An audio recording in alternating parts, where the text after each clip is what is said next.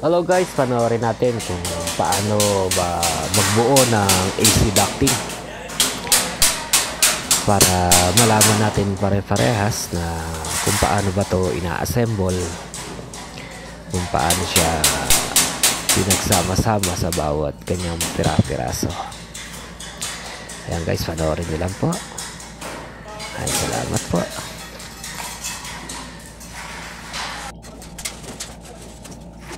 Ayan.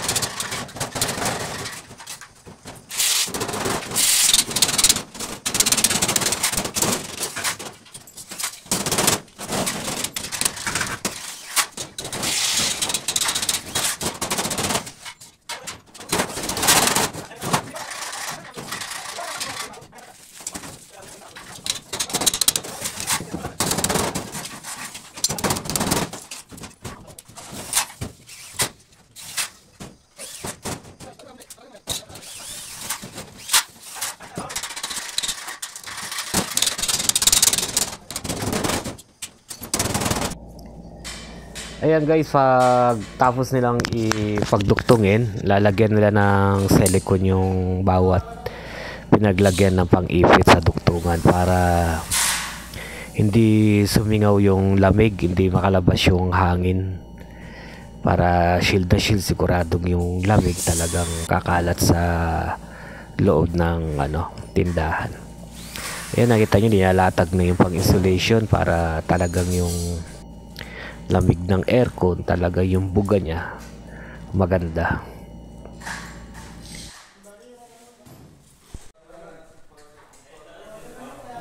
Ayan, makikita nyo, babalutin na ng insulation yung ducting, yung yero, kumbaga yung yero, para sigurado yung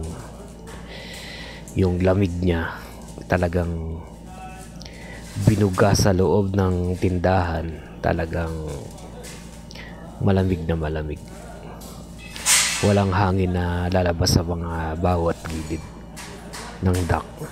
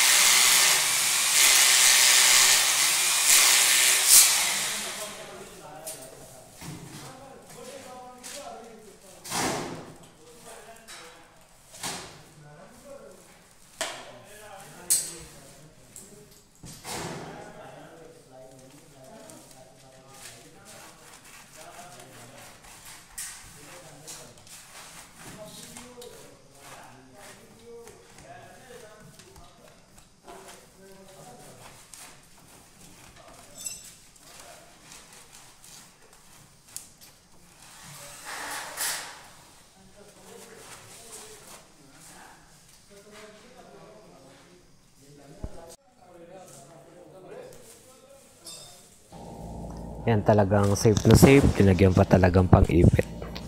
Ayan guys, nakita nyo kinakabit na. Napakagaang lang po niyan. Kaya nakita nyo isang tao lang yung nasa taas ng scaffolding.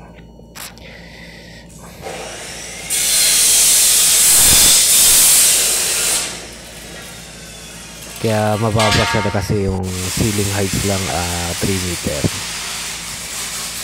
Ayan, ito naman isa lang yung nagbubuhat dahil magaang lang po siya. Kumbaga siya, yun yung ginawang flame sheet, ginawang ducting. Ayan guys, nakita nyo kung paano iduktong yan sa unang kinabit.